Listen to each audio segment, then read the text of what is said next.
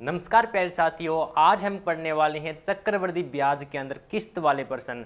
और जैसा कि आपने थंबनेल में देख लिया, हम एक ऐसी ट्रिक के माध्यम से मात्र 1 मिनट के अंदर इस क्वेश्चन को हल करेंगे। और इस क्वेश्चन को 1 मिनट के साथ साथ हम बेसिक कॉन्सेप्ट भी समझेंगे कि बेसिक में इस क्वेश्चन को कैसे करते हैं। हम शॉर्ट ट्रिक भी जानेंगे और बेसिक भी जानेंगे। और आपसे वादा करता हूँ, आज के बाद आप किसी भी, चाहे रेलवे की तैयारी कर रहे हो, चाहे एसएससी की तैयारी कर रहे हो, चाहे ग्रुप डी, एनटीपीसी, किसी भी अदर कंपटीशन एग्जाम की आप तैयारी कर रहे हो, अगर आपके सामने चक्रवृद्धि ब्याज के अंदर किस्त वाला क्वेश्चन दिख गया तो मेरा यकीन मानना, आप डायरेक्ट उस पर अटैक करेंगे और डायरेक्ट आपका सबसे पहले आंसर होगा। तो चलिए स्टार्ट करते हैं इस प्यारे से सेशन को बिना टाइम वेस्ट किए हुए। तो आज हम करने वाले हैं किस्त वाले क्वेश्चन। तो आपको पता है कि किस्त वाले क्वेश्चन हम चक्रवृद्धि ब्याज में हमें देखने को मिलते हैं, जहाँ पे बच्चे थोड़ा घबरा जाते हैं, लेकिन सबसे आसान तरीके से हम समझेंगे किस्त वाले क्वेश्चन को। ठीक है, तो सबसे पहले हम शॉर्ट ट्रिक को जानेंगे, उसके साथ ही हम बेसिक कॉन्सेप्ट को ही जानेंगे। तो सबसे पहले चलिए, क्या कहता है क्वेश्चन नंबर फर्स्ट। इसमें कहा है, देखिए ये जो क्वेश्चन है आपका आरआरबी यानी रेलवे जेई के अंदर आया हुआ है। तो आपको ये मत समझना है कि लोकल क्वेश्चन है, और ये लोकल न है कि वो लोकल आंसर है जो ऑप्शन है। ठीक है, तो क्वेश्चन कहता है कि 16,400 रुपये की राशि उधार ली जाती है और इसे 5% वार्षिक चक्रवृद्धि ब्याज की दर से समान वार्षिक किस्तों में 2 वर्षों में चुकाया जाना है, तो वार्षिक भुगतान की राशि ज्ञात करो। तो इस प्रकार के क्वेश्चन में सबसे पहले हम शॉर्ट ट्रिक जानते हैं। तो अगर आपको इस प्रकार के क्वेश्चन भी दिए जाए तो आपको क्या करना है, सबसे पहले जो आपको दर दी जाती है इस क्वेश्चन में, यानी जो ये रेट दी हुई है, ये वार्षिक चक्रवृद्धि ब्याज दी जाती है, उसके ऊपर आपको ध्यान रखना है, फोकस रखना है। क्या दी गई है चक्रवृद्धि ब्याज, आप कहेंगे सॉरी दर क्या दी हुई है, आप कहेंगे दर दी है 5%। कितनी? 5%। और 5% अगर मैं परसेंट हटाऊंगा तो इसका मतलब क्या होता है, आप कहेंगे 5% का परसेंट हटाएंगे तो नीचे क्या लग जाएगा, 100। 5 एकम 5, और 5 को 100, जब 5 का भाग 100 में देंगे तो कितना आएगा, 1/20। ये 1/20 क्या बताता है, अगर आपका मूलधन 20 है तो आपका चक्रवृद्धि ब्याज कितना हो जाएगा, 1/21 हो जाएगा, यानी 21/20 हो जाएगा। आपको बस यहाँ तक बात ध्यान से समझना है। सबसे पहले जो आपको क्या दिया होता है, रेट दी होती है, दर दी होती है, उसको पकड़ना है। उसके अलावा आपको कुछ ध्यान नहीं रखना है। दर कितनी है, 5%। 5% को हम परसेंट हटाएंगे तो नीचे 100 लगेगा, और जब 5 से काटा तो 5 से काटा तो 1 आया, इसको 5 से काटा तो 20 आया। इसका मतलब ये यहाँ ये बता रहा है, अगर आपका मूलधन 20 है तो जब आप किस्त के अंदर चुकाएंगे तो आपको 1 रुपये अधिक लगेगा, यानी 20 है तो 20 के ऊपर 1 रुपये अधिक यानी 21 लगेगा। और ये नीचे वाला आपका मूलधन है और ये आपका क्या है, किस्त वाला। ठीक है, किस्त है, ये नीचे वाली मूलधन है और ये ऊपर वाला क्या है, किस्त है। तो देखिए यहां पे लिख देते हैं हम मूलधन और किस्त। मूलधन और किस्त, मूलधन कितना आपका 20 है और किस्त कितनी है आपकी 21 है। देखिए वहां वैसे तो क्वेश्चन तो वहीं तक था, लेकिन एक बात और समझाने का प्रयास कर रहा हूं आपको कि आपको जो मूलधन है वो 20 दिया हुआ है और किस्त आपको 21 है। इसका मतलब अगर आप किसी भी कोई भी चीज़ खरीदते हैं और उसकी आपको ऊपर किस्त लगाई जाती है, अगर आप मूलधन यानी करंट में उसका पैसा देते हैं तो उसको 20 देना पड़ेगा, अगर आप किस्त के रूप में उसका पैसे देते हैं तो आपको 21 रुपये देना पड़ेगा। लेकिन हम क्वेश्चन की बात करें तो अब आपको क्या करना है, 21 है। अब आपको इन ऑप्शन में ये चेक करना है कि क्या ये 21 से कट रहे हैं, तो 21 से हमें ये चेक करना है। आपको सिर्फ हमसे पूछा है कि वार्षिक राशि, वार्षिक भुगतान यानी 1 साल में किस्त पूछी है, तो आपको क्या करना है, इस 21 का इनमें भाग दे के देखना है ऑप्शन में। जिस ऑप्शन में 21 का पूरा पूरा भाग जाएगा वही इसका आंसर हो जाएगा। ठीक है, तो चलिए बताता हूं मैं। 21 है, 21 को क्या मैं 7 × 3 नहीं लिख सकता हूं, एक ऐसे गुणनखंड के रूप में तोड़ो, 21 को एक ऐसे गुणनखंड के रूप में तोड़ो जिसका अक्षेप 1 हो, यानी जो अन्य किसी संख्या से, यानी इन दोनों में आपस में कॉमन ना हो। देखो 7 और 3 में कोई कॉमन नहीं है, इनका अक्षेप भी क्या है, 1 है। तो हम कह सकते हैं कि अगर वो कोई भी संख्या 7 और 3 दोनों से विभाज्य है, दोनों से पूरा पूरा कटे, तो वो संख्या क्या होगी, वो संख्या ही हमारा आंसर होगी। तो चलिए सबसे पहले हम 3 का विभाज्य का नियम जानते हैं, तो 3 से हम काटेंगे। तो देखिए 7 और 6 13, देखो बता देता हूँ, 3 का विभाज्य का नियम क्या कहता है, अगर आपके पास संख्या है और संख्याओं के अंकों का योग 3 से पूरा पूरा कटे तो 3 से विभाज्यता का नियम कहलाता है। क्या कहलाता है? 3 से। तो देखिए 7 और 6 13, 13 में इसका अंकों का योग कितना आया? 13, यानी 13 में 3 का भाग नहीं जाता है, तो ये तो नहीं होगा।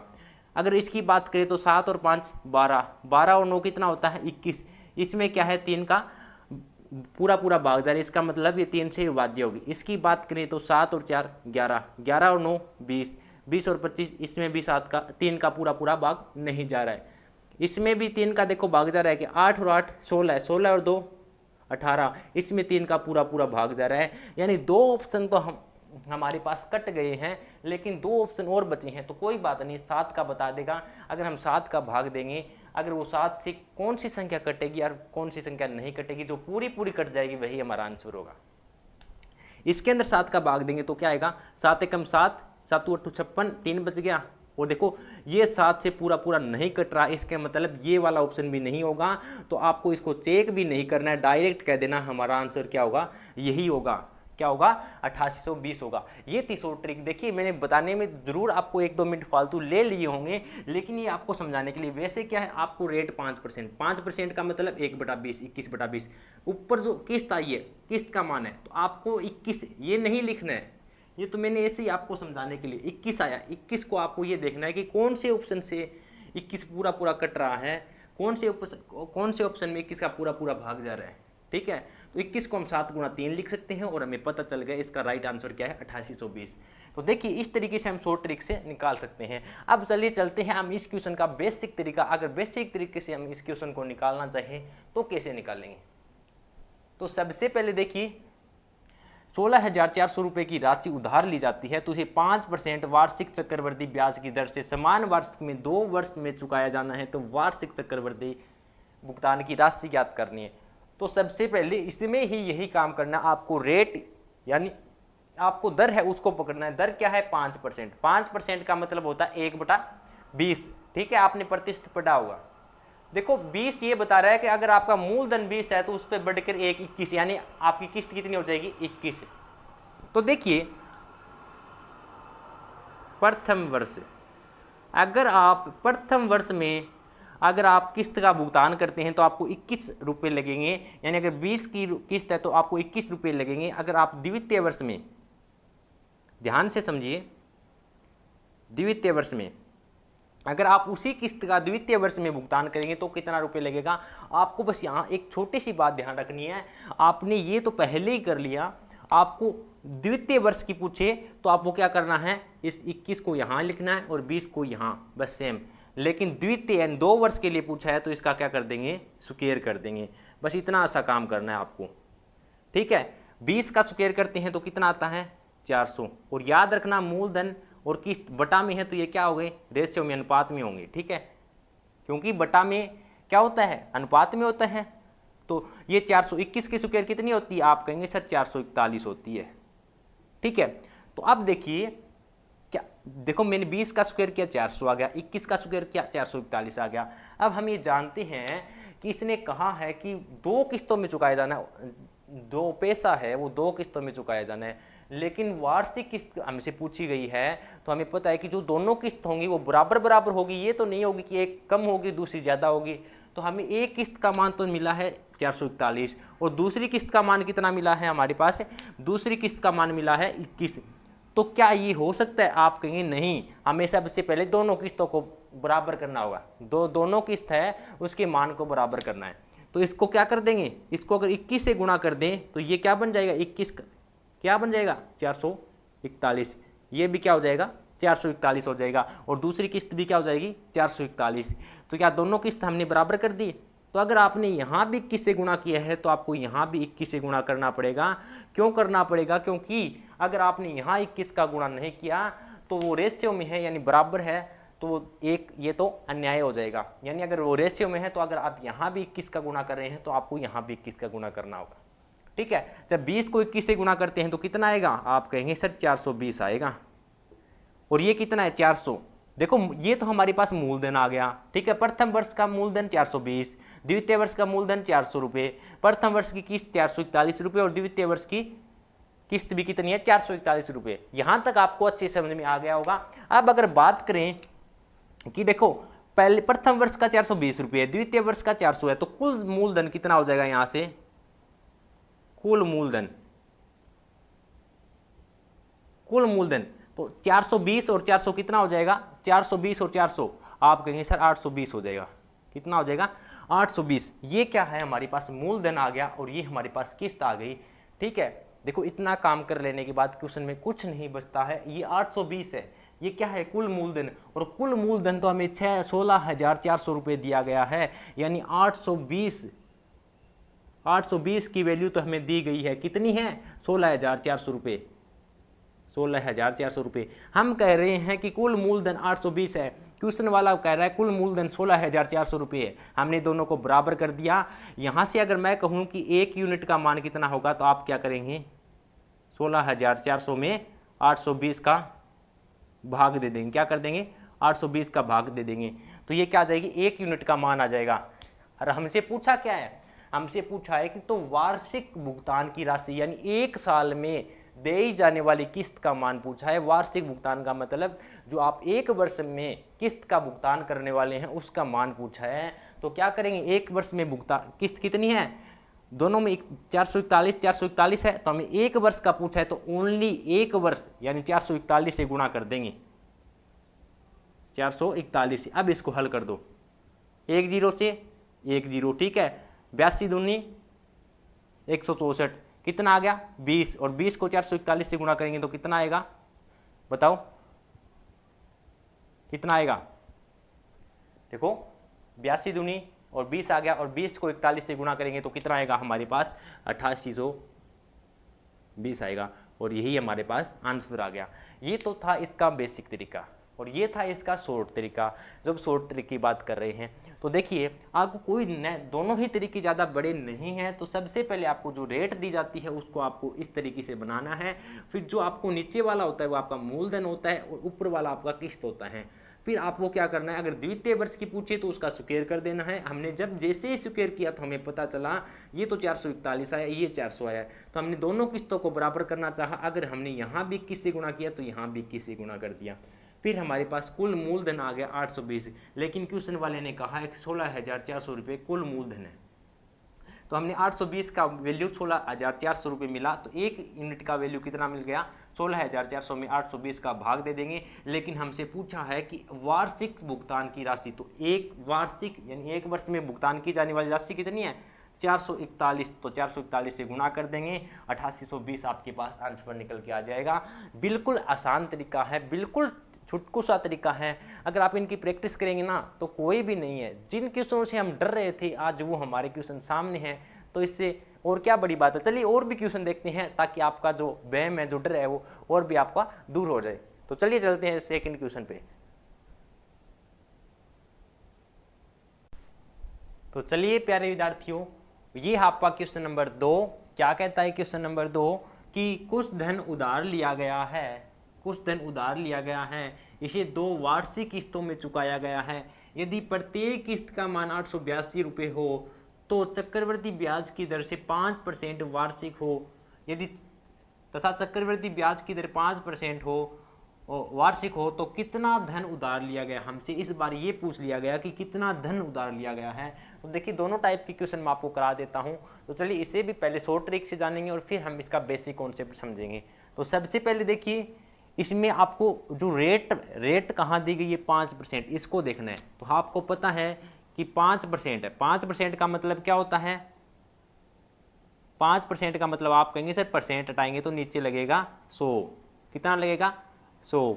जब इसमें 5 का भाग दिया तो 5 एकम 5, और इसमें 5 का भाग दिया तो 20, ठीक है। और ये बता रहा है कि अगर आपके पास 20 मूलधन था तो एक बढ़कर किस्त कितनी हो जाएगी 21। बस आपको ये समझना है, 21 आपकी किस्त हो जाएगी, 20 आपका मूलधन था। तो मैं आपको लिख देता हूं एक बार, मूलधन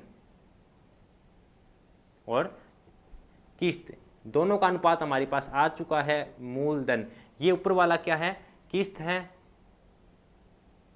और ये आपका मूलधन है, ठीक है। तो मूलधन कितना आपके पास क्या मूलधन 20 है, आप कहेंगे 20 है सर, और किस्त कितनी है आपके पास 21 है। तो देखिए जो आपके पास किस्त आ रही है 21 है, सबसे पहले शॉर्ट ट्रिक का जानिए, ये आपको नीचे वाला नहीं करना, आपको यहाँ तक करने के बाद 21/20 ऊपर वाली किस्त है, तो हमें क्या पूछा गया, जो हमें धन देंगे वो किस्त के रूप में तो देंगे, तो ऊपर वाली 21 है, तो आपको क्या करना है, ऊपर वाला 21 है उससे ये देखना है कि कौन सा ऑप्शन पूरा पूरा कट रहा है। अगर 21 से जो ऑप्शन पूरा पूरा कट गया वही इसका आंसर होगा, बस यही आपका क्वेश्चन का आंसर है। तो आपको पता है क्या, हम 21 को क्या लिख सकते हैं, 21 को तो हम 7 × 3 लिख सकते हैं, क्योंकि हम 3 का विभाज्य का नियम जानते हैं और 7 का भी जानते हैं। और आपको इसे गुणखंड के रूप में तोड़ना होता है जिसका न तो कॉमन हो और उसका एचसीएफ 1 होना चाहिए, ठीक है। तो 7 × 3 के रूप में लिख सकते हैं। तो सबसे पहले देखो इन ऑप्शन में से 3 से कौन कौन पूरा पूरा कट रहा है। तो 3 का विभाज्य का नियम कहता है कि अंकों को जोड़ो और उसमें देखो 3 का भाग जा रहा है नहीं जा रहा है। 1 और 6 7, 7 और 2 9, इसमें 3 का पूरा पूरा भाग जा रहा है क्योंकि 9 में 3 का भाग जाता है, ठीक है, ये 3 से विभाज्य होगा। 1 और 6 7 और 4 11, इसमें 3 का भाग नहीं जाएगा क्योंकि 11 4 से कभी नहीं कटता। 1 और 7 8, 8 और 8 16, 16 में भी 3 का कभी भी भाग नहीं जाता है। 1 और 6 7 और 8 15, 15 में 3 का पूरा पूरा भाग जाता है। इसका मतलब ये हमारे पास 2 ऑप्शन और बच गए, इनको हम 7 से चेक करेंगे, जो ऑप्शन 7 से पूरा पूरा कटेगा वही हमारा आंसर होगा, ठीक है। तो इसमें 7 का भाग देते हैं, 7 दूनी 14, 2 बच गया, 7 3 21, इसमें 7 का पूरा पूरा भाग नहीं जा रहा है, इसका मतलब ये वाला ऑप्शन भी नहीं होगा। तो नीचे बचने वाला ऑप्शन 1680 है। क्या 1680 में 3 का भाग जा रहा है, आप सॉरी 7 का भाग जा रहा है, 7 दूनी 14, 7 चौके 28, पूरा पूरा भाग जा रहा है, इसका मतलब जो 1680 है वही आपका राइट आंसर हो जाएगा। कितना आसान क्वेश्चन था, आप शॉर्ट ट्रिक के माध्यम से कर सकते हैं। सबसे पहले आपको रेट को देखना है, यानी दर है, उसको आपको हमेशा ही इसके रूप में बदलना है। हम जानते हैं 5% का मतलब होता है 1/20, ये तो मैंने आपको समझाने के लिए लिखा है, वरना आप डायरेक्ट जानते हैं 5% को हम 21/20 लिख सकते हैं, 21/20 लिख सकते हैं। ऊपर वाली किस्त होती है और नीचे वाला आपका मूलधन होता है, और जो ऑप्शन 21 से पूरा पूरा कट जाए वही हमारा आंसर हो जाएगा, ठीक है। लेकिन अब बात करते हैं बेसिक तरीके की, बेसिक कॉन्सेप्ट की, तो वो क्या कहता है। तो बेसिक तरीका क्या कहता है, बेसिक तरीका कहता है जो आपने अगर 2 वर्षों में किस्त देनी है ना, तो आपने प्रथम वर्ष में किस्त दी है वो तो ये थी, और द्वितीय वर्ष में क्या होगी, 2 वर्ष के लिए है तो द्वितीय वर्ष के लिए पूछा है, तो इनका क्या कर देंगे हम, स्क्वायर कर देंगे, 20 का स्क्वायर कर देंगे और 21 का स्क्वायर कर देंगे। ऐसा क्यों कर रहे हैं हम, क्योंकि हमें द्वितीय वर्ष के लिए पूछा है तो हम इनका स्क्वायर कर देंगे। हम जानते हैं 20 का स्क्वायर कितना होता है, आप कहेंगे सर 400 होता है। 21 का स्क्वायर कितना होता है बताओ, 441 होता है। तो अब एक बात देखिए, ये 441 है, ये 400 है, ये 441 है, तो आपको पता है कि जो दोनों किस्त दी है वो समान भाग में दी है, तो हमें इसको भी, इस किस्त को भी बराबर भाग में बनाना है। अगर ये 441 है तो इसको 441 बनाने के लिए मुझे क्या करना पड़ेगा, इसको एक 21 से और गुणा करना पड़ेगा। इसको अगर 21 से गुणा करेंगे तो ये कितना बन गया, 441। अब हमारे पास जो दोनों किस्त है उनका मान बराबर हो गया। अगर हमने इसको 21 से गुणा किया है तो इसको भी 21 से गुणा करना पड़ेगा, क्योंकि ये दोनों क्या है, रेशियो में है, ठीक है, ये दोनों क्या है, रेशियो में। अगर इसको 21 से गुणा करेंगे तो कितना आएगा, 420। तो आपके पास कुल मूलधन क्या हो जाएगा, यहाँ से 420 और 400, देखो प्रथम साल में आपके पास मूलधन 420 था और द्वितीय में आपके पास 400 था, टोटल मूलधन कितना हो जाएगा, 820 हो जाएगा, ठीक है। लेकिन इस बार आपको ध्यान रखना है कि क्वेश्चन में पूछा क्या है, आपको दिया क्या है क्वेश्चन में। तो आपको इस क्वेश्चन में क्या दिया है, देखो इसमें दिया आपको कि धन चुकाया जाता है यदि प्रत्येक किस्त का मान, इस बार हमें प्रत्येक किस्त का मान दिया है, प्रत्येक चुकाने वाली किस्त का मान दिया गया है और हमसे मूलधन पूछ लिया गया है।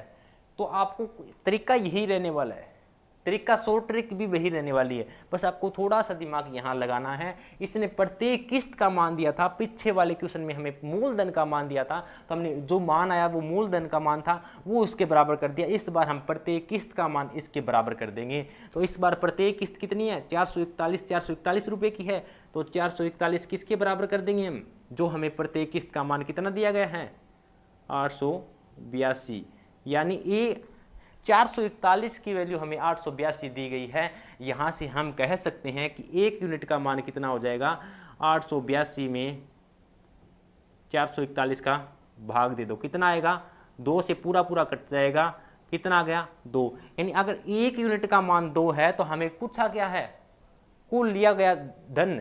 अगर 1 यूनिट का मान 2 है तो हमें कुल मूलधन पूछा है, तो 820 का मान कितना हो जाएगा, इसको 2 से गुणा कर दो, कितना हो जाएगा 1640 हो जाएगा। क्या हो जाएगा 1640 हो जाएगा। तो देखिए साथियों, हमारा आंसर कितना आ गया 1640 आ गया। ठीक है, अब आप कहेंगे सर आपने तो यहाँ पे 1680 बताया गया, तो देखिए इसीलिए आपको ये बेसिक तरीका बताया गया है। कई बार जो ऑप्शन वाला हम करते हैं वो हमारा गलत हो जाता है। क्यों हो जाता है, हमने क्या गलती की थी, हमने यहाँ पे गलती की थी, हमसे पूछा क्या था, वार्षिक धन पूछा गया था। वार्षिक अगर आपसे पूछा जाए ना, वार्षिक उधार लिया गया धन, उधार लिया धन पूछे ना, तो आपको किस्त वाली संख्या है ना, उससे आपको इनको ऑप्शन को नहीं काटना है। और हमने क्या कर दिया, इस किस्त से ही हमने काट दिया और ये नहीं देखा कि जो हमने पूछ रखा है वो क्या पूछा इसने, कि जो उधार लिया गया धन है वो क्या है। तो इसलिए हमारा जो बेसिक तरीका है वो काम आता है। अगर इस प्रकार का आपको क्वेश्चन देखने को मिलता है, वहाँ पे आपको सिर्फ बेसिक तरीका करना है। तो देखिए अब आप कहेंगे सर अगर हम इसकी बात करें, देखिए अगर इसकी बात करें कि जो अगर ये 820 है, अब आपको पता है कुल मूलधन कितना आया 820, तो ये 820 है यानी 820 है, यानी 820 का कोई ना कोई इसके अंदर पूरा का पूरा भाग जा रहा होगा। तो 820 का भाग किसके अंदर जा रहा है, 1640 का भाग जा रहा है। लेकिन ये तो पूरा का पूरा बेसिक तरीका हो गया। तो आपको बताना चाहता हूँ दोस्तों कि जो आप ये तरीका है आप पूछ रहे हैं, तो जो शॉर्ट ट्रिक है वो तभी तक लिए मौजूद है जब आपको मूलधन दिया हो, लेकिन जब आपके पास मूलधन न दिया हो तो अब आपके लिए बेसिक तरीका काम आने वाला है। तो दोनों ही तरीके आपको सीखने के लिए बहुत जरूरी है। ठीक है, तो आपको ये हमेशा याद रखना है। आपको कभी भी एक शॉर्ट ट्रिक के माध्यम से आपको कभी भी नहीं ये सोचना है कि हम पूरे के पूरे क्वेश्चन कर लेंगे। इसीलिए मैं हमेशा आपसे कहता रहता हूँ कि आपको हमेशा बेसिक तरीके पे चलना। अगर मान लो कि अगर शॉर्ट ट्रिक अगर जिंदाबाद होती तो सभी क्वेश्चन सही होते, तो कौन बेसिक इतना तरीका किसको पढ़ना अच्छा लगता है, कौन इतनी माथापच्ची करता, नहीं करते हम। तो इसलिए हमारा ये तरीका यहाँ आकर हमें, जिस बच्चे का ये तरीका सीखा होगा उसके लिए तो ये मार्क्स पूरे में पूरे मिल जाएंगे, लेकिन जो ओनली सिर्फ शॉर्ट ट्रिक पे आधारित है उसके लिए क्वेश्चन गलत हो जाएगा। चलिए एक क्वेश्चन और देखते हैं, उसके अंदर आपको शॉर्ट ट्रिक से पता चल जाएगा। ठीक है,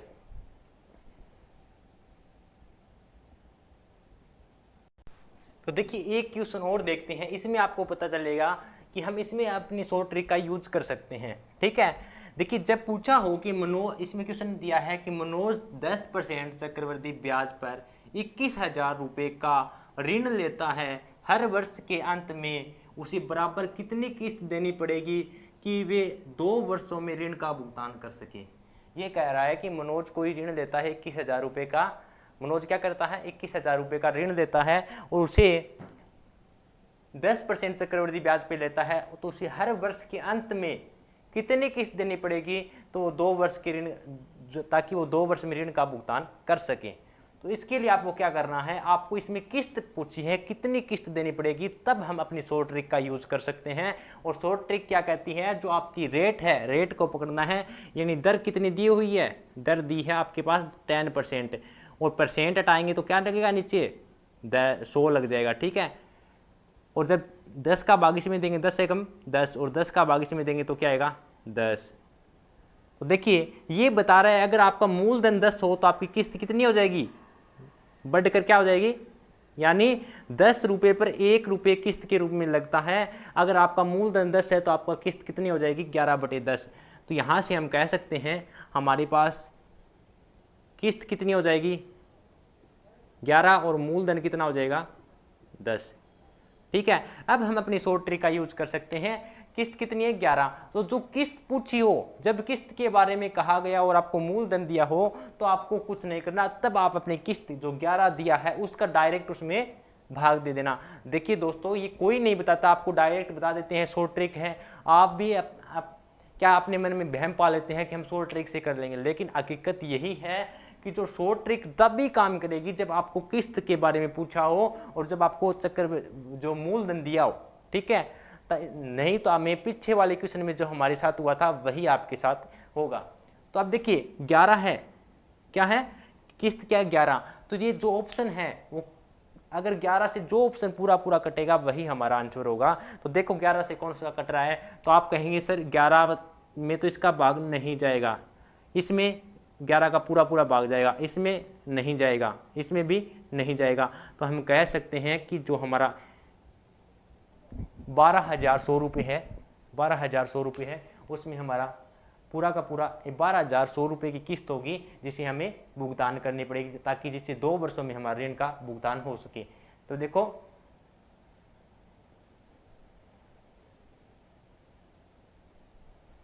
तो देखिए ये था आपका शॉर्ट ट्रिक का क्वेश्चन। आई होप कि आप मेरी बताने का उद्देश्य समझे होंगे। मैंने शॉर्ट ट्रिक भी बताई, आपको बेसिक कॉन्सेप्ट भी बताया, और मैंने आपको से कोई भी बात छुपाई नहीं थी, जो हकीकत थी वो पहले ही बता दिया। अन्यथा आपने कई वीडियो देखे होंगे, उन वीडियो में आपको नहीं बताया जाता है, आपको शॉर्ट ट्रिक वाले क्वेश्चन करा दिए जाते हैं और बेसिक क्वेश्चन भी कराए जाते हैं, और आपको ये नहीं बताया जाता है कि इसमें ऐसा होता है, और बच्चे न चाहते हुए अपना क्वेश्चन गलत कर बैठते हैं। तो प्यारे दोस्तों, आपको कैसी लगी क्लास? क्या वास्तव में आपको कुछ सीखने को मिला? और क्या मैंने जैसा आपको फर्स्ट टाइम बोला कि आपको वैसा ही लास्ट में महसूस हुआ? अगर आपको क्लास अच्छी लगी हो, पसंद आई हो, तो प्लीज़ अपना लाइक और कमेंट करके जरूर देखिए, और हम आपके लिए ऐसे ही महत्वपूर्ण फैक्ट लाते रहेंगे और आपको मैथ में कभी भी कमज़ोर होने नहीं देंगे। तो चलिए मिलते हैं किसी और नए वीडियो के साथ, तब तक के लिए जय हिंद, जय भारत।